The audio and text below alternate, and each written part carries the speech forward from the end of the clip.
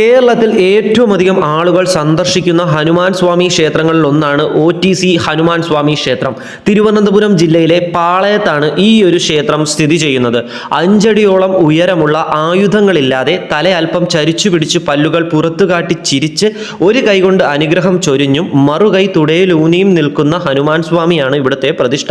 അയ്യാ വൈകുണ്ഠസ്വാമിക്ക് ദർശനം ലഭിച്ച രൂപമെന്നാണ് കേട്ടോ വിശ്വാസം.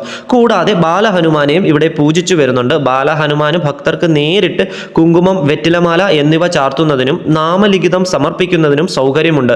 ഭക്തർ ബാലഹനുമാനെ തന്റെ ഗൃഹത്തിലെ അംഗമായാണ് കേട്ടോ കരുതി പോകുന്നത്. കൂടാതെ ഈ ഒരു ക്ഷേത്രത്തിലെ ഉപദേവതകളായ ശിവഭഗവാൻ, ഗണപതി ഭഗവാൻ, നാഗദൈവങ്ങൾ, യോഗീശ്വരൻ എന്നിവരും ഈ ഒരു ക്ഷേത്രത്തിലുണ്ട്. എല്ലാ ദിവസവും പുലർച്ചെ 4:30 മുതൽ 12 മണി വരെയാണ് ദർശനം. വൈകുന്നേരം 5 മണി മുതൽ രാത്രി 8 മണി വരെ. നമ്മൾ ട്രെയിൻ മാർഗം വരുമ്പോൾ ഏറ്റവും അടുത്തുള്ള റെയിൽവേ സ്റ്റേഷൻ തിരുവനന്തപുരം സെൻട്രൽ തന്നെയാണ് കേട്ടോ. തിരുവനന്തപുരം സെൻട്രൽ റെയിൽവേ സ്റ്റേഷനിൽ നിന്നും 3.3 കിലോമീറ്റർ ദൂരം മാത്രമേ ഉള്ളൂ. ജയ് ശ്രീറാം, ജയ് ശ്രീ ഹനുമാൻ. വജ്രദേവായ രാമഭക്തായ വായുപുത്രായ നമോസ്തുതേ.